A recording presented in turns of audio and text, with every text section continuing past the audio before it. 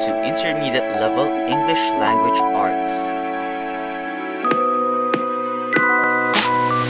Hi guys, welcome to English Language Arts Grade 6. Our topic for today would be your fourth quarter project for Grade 6. English Language Arts Grade 6. Alright, what will you be doing for your project? It's a class debate. Yes, I have given you already, I have told you already this before, right? You will be making a debate. You're going to have a debate for your final project. And this is the lesson about it. Alright, objectives are quite a lot. I would like to just tell you, all of you guys, this is going to be a long video. So in class, right, I'm going to be dividing the videos into different parts. Alright? And also, while you are doing this as well, I want you to go through the different parts, right? Later on, don't worry, I'm gonna be showing in the main frame, I'm gonna be showing the different parts as I discuss it. That way, it's easy to find them out. It's easy to look for them later on. Okay? Maybe if I upload it in YouTube as well, I'm gonna probably include timestamps just so you guys can see it clearly, right? But basically, right, there are quite a lot. This is going to be a long video as a whole. But we're going to go through them part by part in class, don't worry. So, what are the objectives? To know what a debate is, to know the different formats of a debate, to know the structure of a debate, to know the roles of the participants in a debate, to know the rules of an Asian Parliament form of debate, and to perform a debate in class. Okay? These are the objectives of this lesson right here. First things first. What is a debate? Let me just show that in screen. There we go. What is a debate? A debate is a formal discussion of a particular topic in a public meeting or legislative assembly in which opposing arguments are put forward. To debate is to argue about a subject, especially in a formal manner. This is, I got this from languages.oup.com/google-dictionary-en. Basically, just type it in Google and then search it. This is what came out, right? But it's actually very simple and it's as easy as that. A debate is basically a formal way of discussing two opposing ideas, two opposing thoughts, right? And you're going to do it in a formal manner. This is a debate. Now, you are quite familiar already with different debates, especially the very common ones, presidential debates, usually in the US as well. Presidential debates like these or before elections for presidencies, right? You have these ones. Okay, now, first things first, right? Debate skills. What are the different skills that you have to develop when you're making a debate or you're performing a debate? Okay. There are 3 different skills. Basics. Take note. These are just basics. Basic, right? You have style, you have content, you have strategy. For style, there's quite a lot. Now, there's speed, tone, volume, diction, language, clarity, fluency, humor, stance, gestures, and expressions, and use of notes and eye contact. The first one, speed. You're not too fast or not too slow when you're giving your debate. Basically, guys, the debate is like, remember your previous topic last week regarding giving a researched opinion? Basically, you are presenting your researched opinions here. And when you're presenting it, you are not too fast or not too slow. It's just right. In a way wherein people will understand you. If, for example, you have a lot of things to say and you are constricted by time, you're limited by time, then you can actually speed up the way you're speaking, but not too fast. Okay? The tone. To make it interesting, you vary your tone. Make it soft, make it loud, make it a little bit enunciated, right? That's how it works for tone. The volume is just right. Not too loud, not too soft. Even if you vary your tone, right, you are still gonna keep just the right volume so that everyone will understand, everyone will hear. Take note, you're gonna be doing this in class. So that means you have to speak clear enough. Diction. You have to clearly enunciate the words. Enunciate, that means you pronounce it properly. You have to say it properly, right? So, for example, you are saying about government. If you say government, then it's not going to be heard properly. You have to enunciate the words properly. Government. Opposition. Alright? Next, language. The language, you use a varied vocabulary. You're not going to stick to very basic words. Although,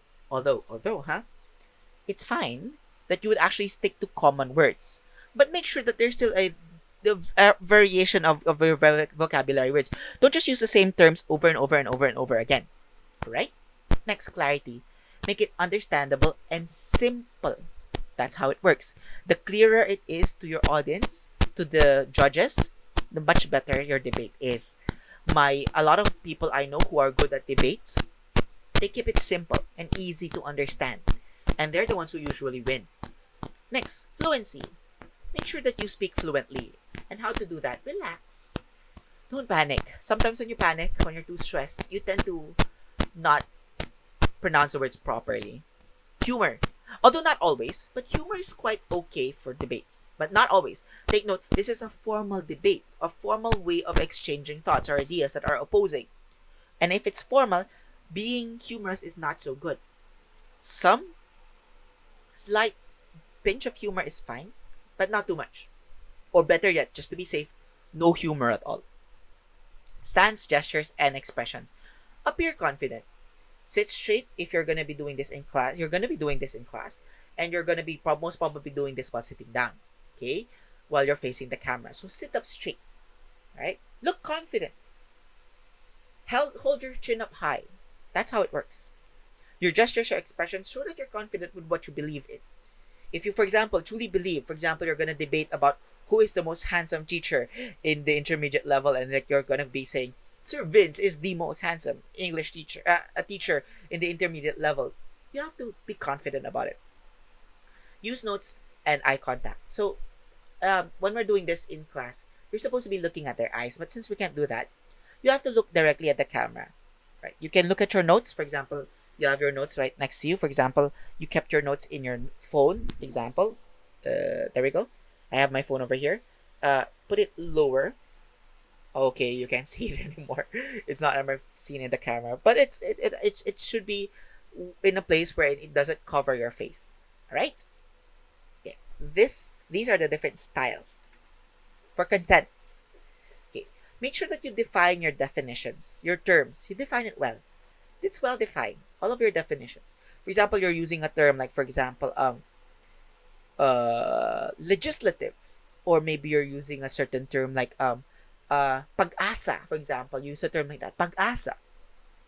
What's pag-asa? This is the Philippine atmospheric, geophysical, and astronomical. I forgot the S and the A. I truly apologize for that. But you have to make sure that all of the definitions are well defined. That means when you're using a term, make sure that it's well defined. Example, health protocols, or for example, COVID-19, right? Make sure that you define each statement or each definitions properly. Next, case as the parts. You will divide your arguments into 2 to 4 different arguments, and you're gonna divide it amongst the players. How many players will there be? I will discuss it in the later parts of this PowerPoint or in this lesson, right? But basically, you should not just have one argument. You should have one big argument, and then you're going to what do you call this? You're going to separate them into different smaller arguments, right? Or slightly bigger arguments too. Okay? But basically, that's how it works. Case as a whole, that means your arguments should be organized. Your speeches should be organized. There should be an introduction. There should be a body. There should be a conclusion. Okay? Your rebuttal. What's a rebuttal? Rebuttal is your answer. The answer to flaws. For looking at flaws of things. So later on, you're going to be doing 2 opposing sides. That means you're going to look for ways into countering the other side. And how will you do that? Look at rebuttals. Look at the flaws.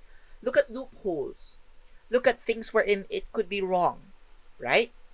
That's how you do it for rebuttals. And then, as a whole, you try to understand the debate as a whole and then counter it. Base your counter on the debate as a whole, on the ideas as a whole. Alright? That's how you do the rebuttal as a whole. And lastly, strategy. Strategy, guys, you have to fulfill your roles properly. Do your roles properly. Later on, I will discuss the different roles, right? And each role is important. Teamwork. Work with your team. Very important, kids. Work with your team. I will be giving you more instructions about this and how you're going to be working with your team. Okay? Next. Okay? Next, this is the debate format. Okay. So, what will be the format of the debate? Now, right, before we discuss the format, there are a few terms that you guys have to remember. Number one, motion. Motion is the topic that is being debated about. It is the statement. It is the motion. Remember, in your giving a research opinion, right? The motion is the statement that I gave, right? So here, this is the motion. Okay. Next, speaker. The player or student or person whose turn it is to speak. That is the speaker. Point. When I say point, this is the point of information or the brief moment an opposing member can interrupt the speaker to make a brief counter. So example, while somebody's speaking, a speaker is speaking, right? You could raise a point, right? And then when you raise a point, you can use that time to oppose right then and there what he or she has said. And then rebuttal, the explanation or pointing out of flaws in the opposing statements. This is the rebuttal. Explaining what's wrong, pointing out where did it go wrong. All right? So, the flow of a debate is this. There are three major speakers, three batches of speakers, three pairs of speakers. First pair is the first speakers, plural first speakers. These players or people would open the debate by presenting the main argument and the main counter argument. Why is this correct? Why is this not correct? This is the role of the first speakers. They're going to present the main arguments. Next, second speakers. These are players or people who would support their first speakers and would counter the first speaker of the opposing team. Okay, they're going to counter the first speakers of the opposing team and they're going to support their first speakers. And the last speakers, these are people who would summarize, conclude, or deliver closing remarks for the arguments presented by the previous speakers. They can counter the previous speakers, the first and the second speakers of the opposing team, but their main role is basically to summarize or to conclude or to sum it up, right? All of which that they have presented. Okay. The debate format is this. This is the debate format. Your debate format is, it's going to be an Asian Parliament form of debate. There are many debate formats. There's the British Parliament. There's what you see in the presidential debates in the US, stuff like that. Different kinds of formats of the debate. But when you're looking at a formal debate, this is one, very common one, the Asian Parliament form of debate. So the Asian Parliament, or the ASPAR, right, there are two teams. There's the government. The government is the one that supports the motion or the main statement, and the opposition, which counters the motion. The first speakers are the Prime Minister and the leader of the opposition, which is depicted with the PM and the LO. Second speakers are the Deputy Prime Minister, DPM, and the Deputy Leader of the Opposition, DLO. And the last speakers are the Government Whip and the Opposition Whip. This is going to be the debate format. Okay? The flow will be PM first, then LO, then DPM, then DLO, then Gov Whip, and then Op Whip. Again, PM first, then LO, DPM, then DLO, Gov Whip, and then Op Whip. Okay? This is going to be the format of the debate that you're going to be doing. So, how many players will there be? There should be 6 students. Okay? I would divide you into 4 different groups, right? And should there be any problems with the numbers, some of you can take 2 roles. Can. But if your members are enough, which I most probably can see that you are enough, right? You should have 1 speaker for each role. Okay. Now, for the roles. Okay, for the roles, these are the different roles. I'm going to be explaining the different roles that I have just said just a while ago, right? I'll explain it all here. Now, roles. First things first, the Prime Minister. The Prime Minister presents the main arguments or sets grounds. Example. Let's go with the one that I told you to make a researched opinion about. That students or that schools should avoid selling chips and soft drinks or junk food in class. When you present your main arguments, you're basically telling why it should be banned. That is your main argument. Why? It's unhealthy, it's not good for you, so many things. Present the main arguments as is, right? So you are basically stating why it must be done. Why is it correct? Why is it true? That is the role of the Prime Minister. So, for example, the Prime Minister would go like, this house believes that junk food such as, or selling junk food such as chips and soft drinks should not be allowed in school canteens because junk food such as chips and soda are very unhealthy for you. Studies show that, research shows that the components or the ingredients of these things are, which can lead to stuff like that, right? This is how you present your main arguments. Researched it. It must be a researched opinion, okay? And then you set the grounds. How do you mean? What do you mean by setting the grounds? That means you're laying out what you're only talking about. Example. When you say that you're only talking about chips and soft drinks, that means the debate is gonna revolve around chips and soft drinks. You will not include burgers. You will not include pizza. You will not include sweets like candies or chocolates, right? You will not even include crackers, right? Or whatever, or cotton candy, or anything like that. Instead, what you are going to be talking about is mainly chips and soda. That's what it means by setting the grounds. Whatever the Prime Minister set as the grounds, that is where the debate should revolve around. Just those topics. Next, the leader of the opposition. He or she presents the main counter arguments. Okay? Now, here you're going to basically gonna say, for example, let's go back to the initial thought wherein, or the initial statement wherein this house believes that selling junk food such as chips and soda should not be allowed in schools, in school canteens. So you would say, this house believes that selling junk food such as chips and soda should not be allowed in school canteens. We disagree with this because chips are not really unhealthy. Why? They actually give. Then you're gonna state what?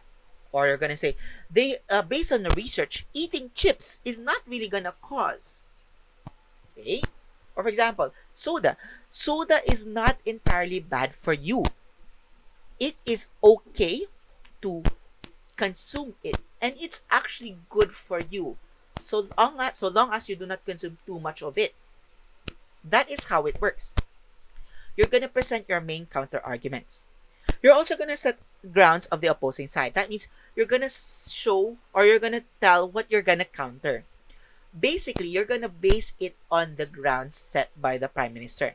So if the Prime Minister said that the debate is only gonna be focusing on just chips and soda, then that means the leader of opposition should be only countering chips and soda, and only that, and the health benefits and the dangers and the risks, only that. The leader of the opposition will not speak about anything other than candies or chocolates. He or she can mention, but he or she will not present them as their main counter arguments, no. And of course, the leader of opposition would automatically already counter or contradict or rebuttal the Prime Minister. That's what the LO does. He or she counters the PM. Next, DPM. Okay. The DPM, this is already the second batch of speakers. The DPM counters what the LO says. Your leader, example, I'm the DPM. Your leader of opposition said that it is healthy, but research showed that it's not. In this statistics, it shows that. In this research, it shows that. And even if he or she says that it can be healthy, looking at the amount that one bag contains, the ingredients of one bag, it is actually very dangerous. For example, you could say that. You will counter what the leader of the opposition said.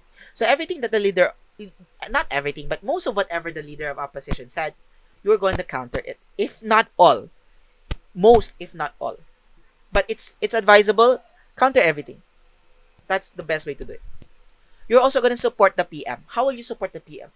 You're gonna reinforce whatever the PM said. So for example, like what my PM said, for example, I'm the PM. Okay? Just as what my PM said, right?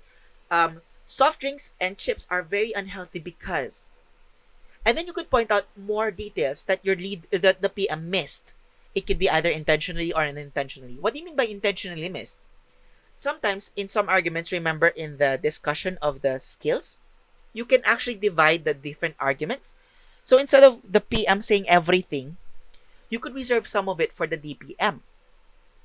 So the DPM will say the other details that the PM didn't say. For example, you said only one research for the PM.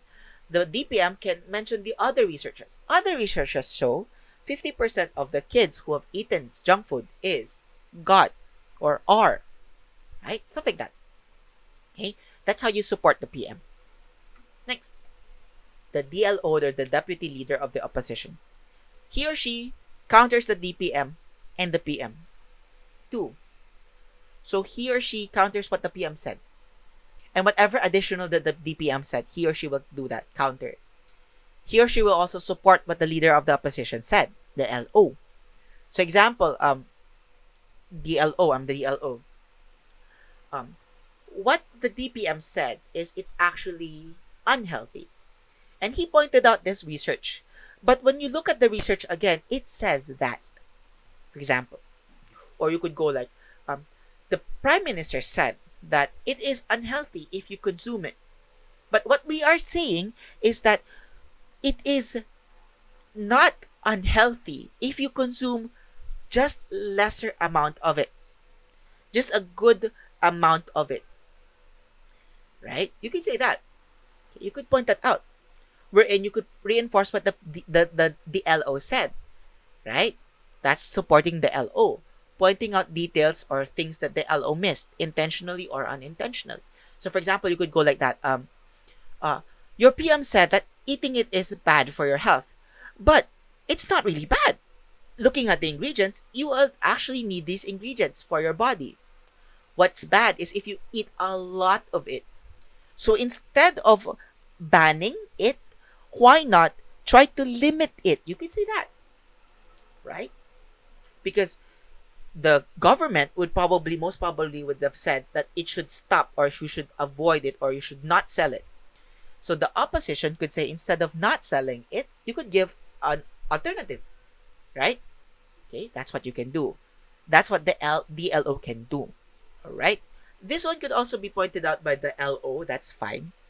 But again, structure it or divide it into different roles. So different, divide the arguments into different roles. That way, your other teammates can also say other stuff too.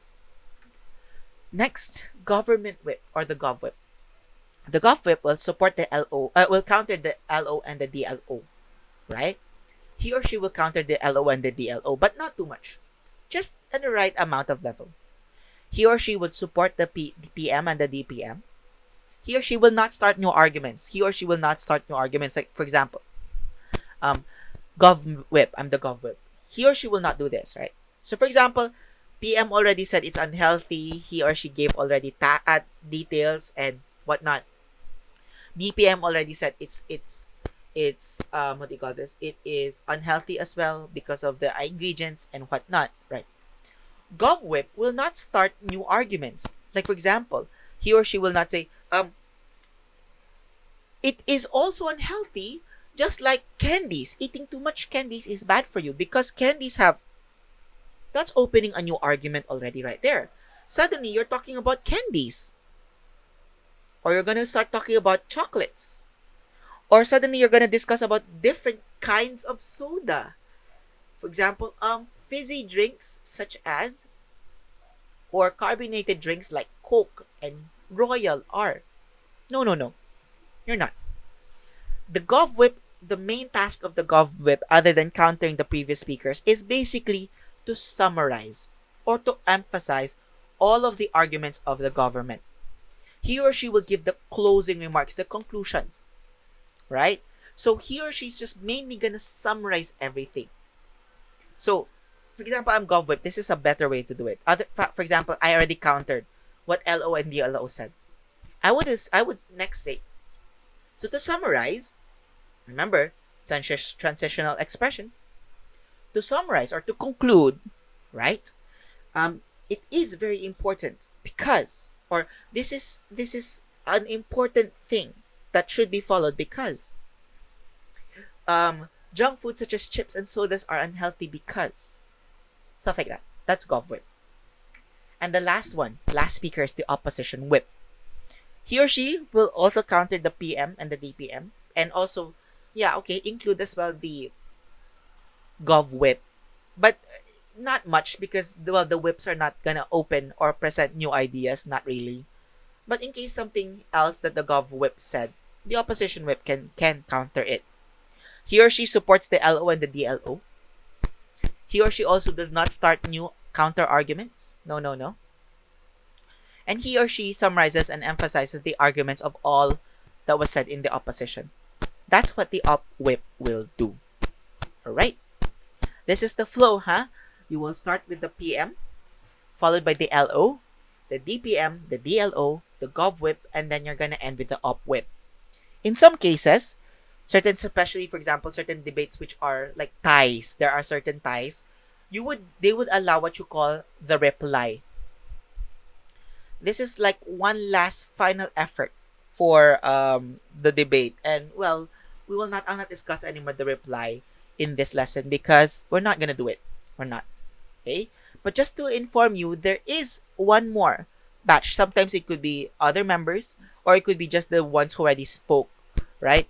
And they're gonna give a final reply. Okay? These are the different roles of a debate. Asian Parliament debates. Okay. Next, we have rules. Okay. So the rules, right? Okay. Now, these are the rules that you're going to be following for this Asian Parliament debate, this class debate. These are not the official rules, right? In the Asian Parliament debate, it's actually much longer, but I have modified it so that it would actually fit our schedule. That way, it wouldn't be too much for everyone, right? So, each speaker is given 3 to 5 minutes of speech. 3 to 5 minutes. On the first minute, right, and the third minute are safe. So, no points can be raised. You cannot raise a point, okay? When you'd like to raise a point, you're gonna be given 10 seconds. How are you gonna do that, right? Right? You're going to raise hand in Zoom, and then unmute yourself and just say point. If the speaker will acknowledge you, you go, yes. For example, I'm speaking. Something, something, something, something, something, something, and then point. Someone will say that out of crowd. If the speaker will acknowledge it, you say, yes, what is it? And then you will already say your point. You're wrong because studies show that that's how you raise points. Okay? Now, the first minute and the third minute are safe. You only have 1 minute to raise points. That is the second minute. Okay? Now, in that second minute, raise points as much as possible because later on I'm going to show you how it's going to be graded. Alright? So, in the first bell, when you hear the bell, I'm going to be providing a bell. When you hear the first bell, ding! Right? That means that's 1 minute mark is over. You can now raise points. Everyone in class the opposing team can raise points already. When you hear the second bell, ding, ding! Of course, I'm gonna really bring on a real bell. I'm not gonna just say that out loud, right? Then it's the second bell, right? And that means 3 minutes already is over. You can that means the second minute is already over. That means you're entering the 3 minute mark. You can't anymore raise your points anymore. Okay? And when you hear the third bell, it's just usually I would ring the bell continuously. Ding, ding, ding, ding, ding, ding, ding, ding. That means you have to stop speaking. That means you're already at the 5 minute mark. That means you should stop speaking. Even if you're not yet done with whatever you're saying, you should stop speaking already. Alright? Right. So, these are the rules. Okay. Now, this one, I'm gonna discuss how you're gonna raise points, right? So basically, guys, when you're raising points, right, all you have to do is this. Again, you can during the whole debate, during all of the debate. Only the teammates, ha? The teammates. I'm gonna allow you guys to open your Zoom chats or your Discord chats or your Messenger chats. It's fine. Make your own GCs. Why not? Right? And talk amongst yourselves. Chat. You could even video call or just call while the whole debate is going on. That way, you could easily express one another, exchange thoughts and ideas while you're listening to your opponent. Okay? You're gonna strategize. What will you say? Oh, look at that. He said this one. It's wrong. You could go like that. And then, raise hand in Zoom if you'd like to raise a point. Again, how you're gonna do that? Raise hand in Zoom, and then unmute yourself and then say point. Don't say point, point, point, point, point, point, point, point. No. You're just gonna say point. That's it. Okay? Whether you're heard or not heard, it's fine. But keep your hand raised. If they acknowledge it, right? If they will not acknowledge it, then okay. You could keep your hand raised as long as you want. It's fine. Especially if you'd like to still continue with the point, even if they did not acknowledge it, you could just keep your hand raised. And you're given 10 seconds to express your point. I will be doing this by hand. I'll count down by hand, and then I'm gonna say, okay, points over. That means stop. Even if you're not done with your point, stop. How long is the reply of the point? It's up to the speaker. If he or she will take long in just replying or trying to answer the point raised, it's up to the speaker. But the expressing of the point, you're only given 10 seconds. So make it count. Yes? Scoring.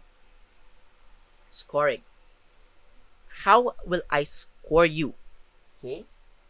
Now, there are many ways to be scored in an actual parliament form of debate. There are many ways. The adjudicator, or usually the judge, this is the judge, right? What I will do is this. Okay, as the adjudicator or the judge, this is how I will grade you. I will list on all important details. Okay? And I will judge whether it's a good point or not.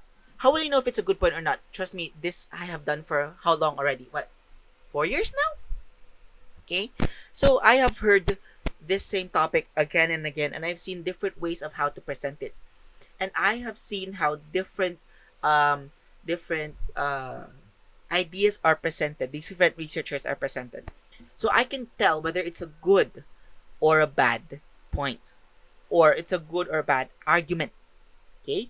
So I will be basing on that. If the research is good, or even if the research is good, but if it was not said properly or not presented properly, then it's just 1 point. But if the research is good and it was presented properly, like complete with details, then I'll give you 3 points for each of those. Okay? I will give deductions. Deductions for when the opposing teams are unruly, or misbehaving, or showing misconduct. Or example, while someone is speaking, for example, it's my turn, I'm maybe the DPM. For example, I'm the DPM, I'm speaking. And then, remember I told you I would allow you guys to have chats, or I would allow you guys to turn on your messengers and whatnot, right?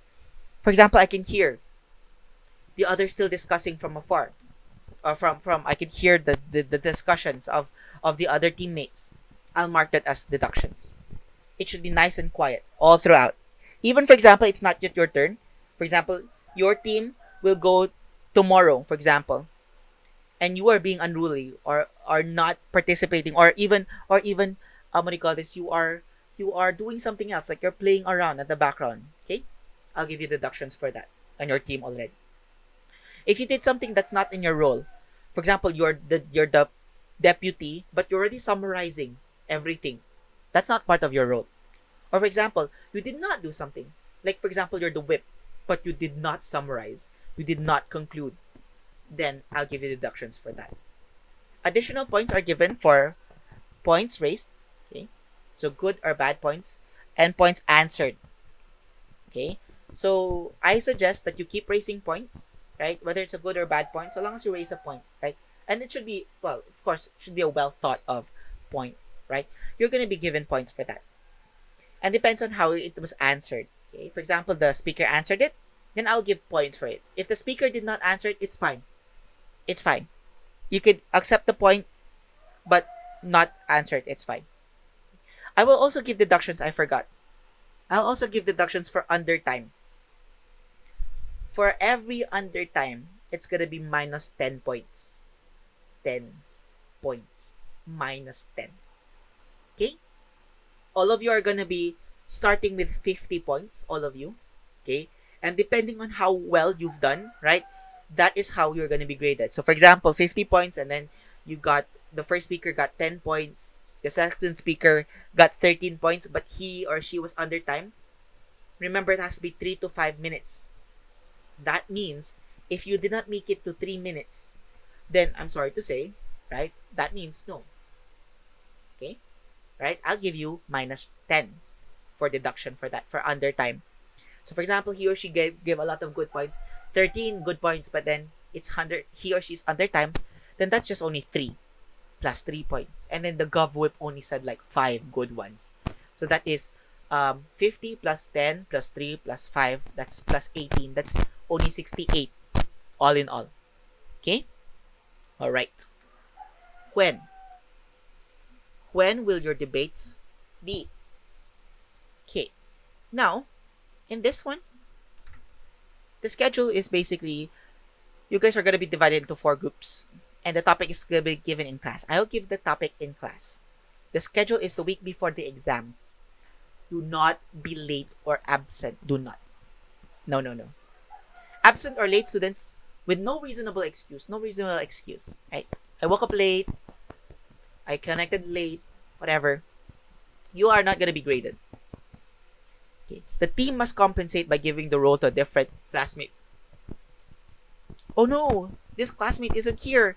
Sige, you do it na. Come on, you do it. And this is what you're gonna say. Help one another with your what do you call this? With the different topics that you're going to be debating about. The team from 6A can help the team from 6B and vice versa. You guys can help out, right? For example, a certain team in 6A has the same topic with 6B. You guys can collaborate together and work amongst yourselves. You guys could just talk about it. Okay? You guys can do that. Help each other out. You could also, if you guys have connection, ask your ates and kuyas. The grade 7, grade 8, grade 9, and grade 10 have done this already and actually have researched about this already. You could ask them for help. Right? Okay. So now, this is going to be the summary, right? So, basically, right? Debates are formal argumentations of opposing ideas. Formal. They are essential, they're important to discuss relevant issues. It is also used to come up with better ways to do things or to address certain things.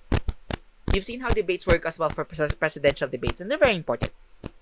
You will also be doing this too. Later on in high school, you'll be doing debates as well. Even later on in college, you're going to be doing debates too. So, now is a very good time to actually prepare for it. And you never know. You might have a hidden skill or hidden talent about it, which you could use even later on. Some of you might might plan to take up law, right? This is a very good skill that you could actually acquire for that. Right? With that, this pretty much ends our lesson for your 4th quarter project for English Language Arts, grade 6.